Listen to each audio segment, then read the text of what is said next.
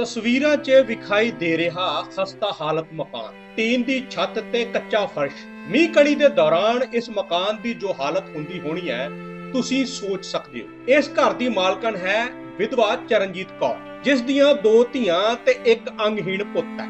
ਇਹ ਬੀਬੀ ਲੋਕਾਂ ਦੇ ਘਰ ਝਾੜੂ ਪੋਚਾ ਤੇ ਗੋਹਾ ਕੂੜਾ ਕਰਕੇ ਡੰਗ ਸਾਰਦੀ ਹੈ। ਗਰੀਬੀ ਜਿਵੇਂ ਇਸ ਬੀਬੀ ਦੀ ਖਾਸ ਰਿਸ਼ਤੇਦਾਰ ਬਣ ਚੁੱਕੀ ਹੋਵੇ, ਪਰ ਗਰੀਬੀ ਇਸ ਬੀਬੀ ਦੀ ਅਸਲ ਸਮੱਸਿਆ ਨਹੀਂ ਹੈ। ਹੁਣ ਤੁਸੀਂ ਵੇਖੋ ਇਸ ਨੌਜਵਾਨ ਵੱਲ, ਜਿਸ ਨੂੰ ਇਸ ਬੀਬੀ ਨੇ ਸੰਗਲ ਨਾਲ ਬੰਨ ਕੇ ਤਾਲਾ ਲਾਇਆ ਹੋਇਆ। ਇਹ ਨੌਜਵਾਨ ਇਸ ਬੀਬੀ ਦਾ ਪੁੱਤ ਹੈ। ਪਿੰਡ ਦੇ ਕੁਝ ਲੋਕਾਂ ਦਾ ਕਹਿਣਾ ਹੈ ਕਿ ਇਸ ਨੌਜਵਾਨ ਦੇ ਕਸੂਰਵਾਰ ਸਮੇਂ ਦੀਆਂ ਸਰਕਾਰਾਂ ਤੇ ਸਿਆਸੀ ਲੋਕ ਨੇ।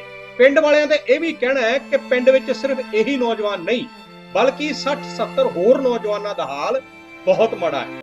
देखो जी, पता सब नूं है, पर सारे अणगौलियां करते हैं गल। पंचायत नूं पता है, साडे सारे पिंड नूं पता भी इदां दे हालात ने इहदे बच्चे दे होए वे, पर किसी ने इहदी सार नहीं लित्ती। और मैं इहनूं पुछदा रहना हर टाइम, जिहड़ी इहदी माँ है भी किवें आ भागा, किवें आ भागा, किवें 10 दिन दी बन्निया पिया, पर हुण की कर सकदे आ जी।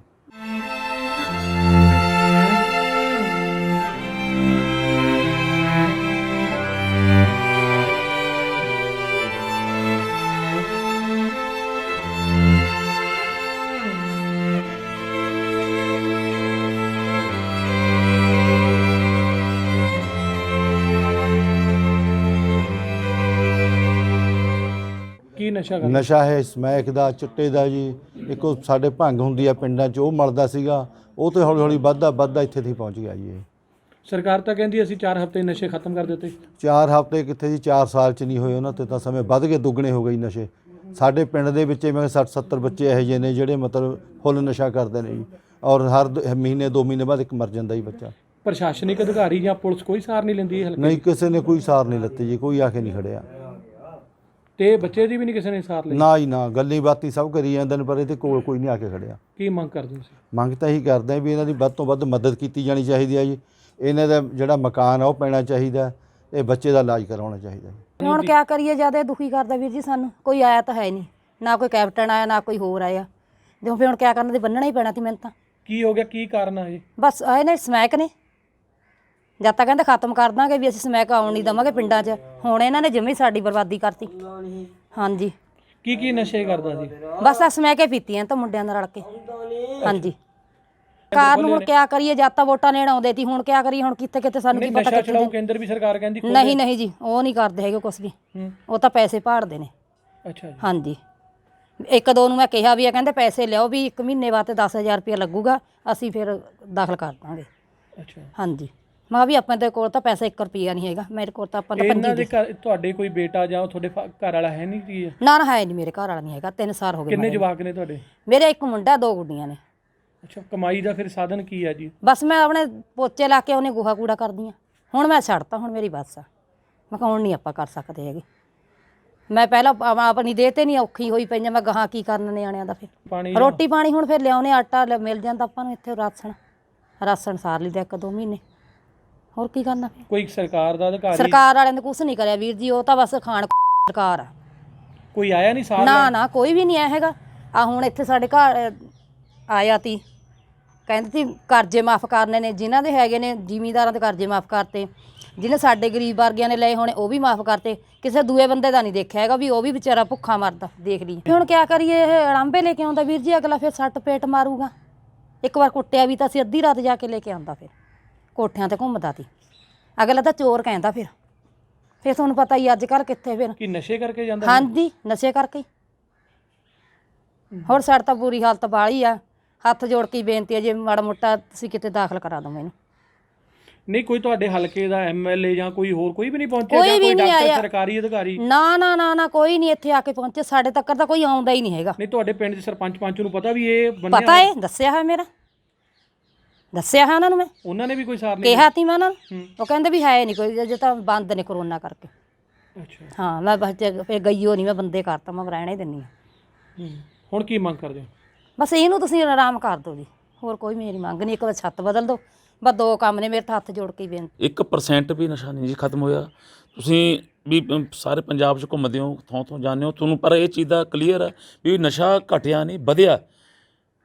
ਕੋਈ ਹਰ ਇੱਕ ਪ੍ਰਸ਼ਾਸਨ ਨੂੰ ਵੀ ਪਤਾ, ਲੀਡਰਾਂ ਨੂੰ ਵੀ ਪਤਾ, ਕੋਈ ਇਹਦੇ ਵੱਲ ਕੋਈ ਕਦਮ ਨਹੀਂ ਚੱਕ ਰਿਹਾ ਵੀ ਨਸ਼ੇ ਨੂੰ ਰੋਕਣਾ ਕਿਵੇਂ ਅਸੀਂ। ਸਾਰਿਆਂ ਨੂੰ ਇਹ ਚੀਜ਼ ਦਾ ਪਤਾ, ਪਰ ਇਹ ਸਰਕਾਰਾਂ ਸੁੱਤੀਆਂ ਪਈਆਂ ਨੇ। ਇਹਨਾਂ ਨੂੰ ਸਾਨੂੰ ਆਪ ਜਗਾਉਣਾ ਪੈਣਾ।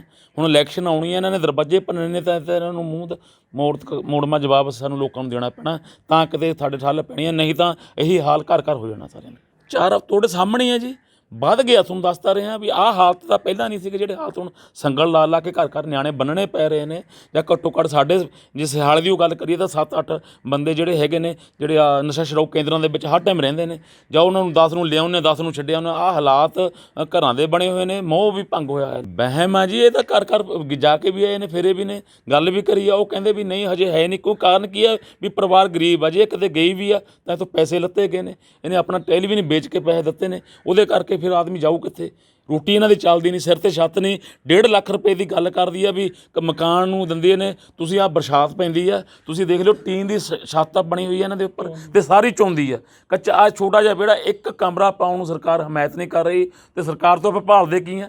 ਪਹਿਲਾਂ ਗੱਲ ਕਰਾਂਗੇ, ਪੰਚਾਇਤ ਨਾਲ ਗੱਲ ਕਰਾਂਗੇ, ਉਹ ਵੀ ਹੰਬੜਾ ਮਾਰੂਗੀ। ਆਪਾਂ ਵੈਸੇ ਵੀ ਟੂਰਨਾਮੈਂਟ ਕਰਾਉਂਦੇ ਆ, ਖੇਡਾਂ ਕਰਾਉਂਦੇ ਆ, ਪਿੰਡ 'ਚ ਮੇਲੇ ਕਰਾਉਂਦੇ ਆ ਜੀ। ਉਹਦੇ ਲਈ ਪਿੰਡ 'ਚ ਫੰਡ ਇਕੱਠਾ ਕਰਦੇ ਆ, 7-8 ਲੱਖ ਆਪਾਂ ਫੰਡ ਇਕੱਠਾ ਕਰ ਲੈਂਦੇ ਆ, ਤੇ ਉਹ ਕਰਾਉਂਦੇ ਆ। ਇਸ ਕਰਕੇ ਕਹਿੰਦੇ ਆ ਵੀ ਇਹ ਜਿਹੜੇ ਲੋੜਵੰਦ ਲੋਕ ਨੇ, ਜਿਹੜੇ ਜ਼ਰੂਰਤਮੰਦ ਲੋਕ ਨੇ, ਉਹਨਾਂ ਲਈ ਵੀ ਸਾਨੂੰ ਸੋਚਣ ਦੀ ਲੋੜ ਆ, ਜਾਗਣ ਦੀ ਲੋੜ ਆ। ਇਹੀ ਸਾਡੇ ਸੱਚੇ ਮੇਲੇ ਨੇ, ਇਹੀ ਸਾਡੇ ਟੂਰਨਾਮੈਂਟ ਨੇ, ਤੇ ਇਹੀ ਰੱਬ ਨੂੰ ਮੰਗ ਇਹ ਕਰਦੇ ਆ ਵੀ ਇਸ ਬੱਚੇ ਦਾ ਇਲਾਜ ਹੋਵੇ, ਜਿਹੜਾ ਕਿ ਆਪਣੀ ਮਾਂ ਨੂੰ ਸਾਂਭ ਸਕੇ। ਜਾਂ ਇੱਕ ਇਹਨਾਂ ਦਾ ਜਿਹੜਾ ਇੱਕ ਕਮਰਾ ਖੜਾ ਕਰਿਆ, ਇਹਦੇ ਉੱਤੇ ਲੈਂਟਰ ਪੈ ਜਾਵੇ, ਹੋਰ ਕੁਝ ਨਹੀਂ ਚਾਹੀਦਾ, ਇੰਨੀ ਬਹੁਤ ਆ। ਸਰਕਾਰਾਂ ਦੇ ਝੂਠੇ ਲਾਰੇ ਤੇ ਵਾਅਦੇ ਛੱਡ ਕੇ ਸਾਨੂੰ ਆਪ ਕੋਈ ਹੀਲਾ ਕਰਨਾ ਪਏਗਾ, ਕਿਉਂਕਿ ਜੇ ਅਸੀਂ ਹੁਣ ਵੀ ਨਾ ਸੰਭਲੇ ਤਾਂ ਆਉਣ ਵਾਲੇ ਸਮੇਂ 'ਚ ਸੂਬੇ ਦੀ ਤਸਵੀਰ ਇਸ ਤੋਂ ਵੀ ਭਿਆਨਕ ਹੋ ਸਕਦੀ ਹੈ।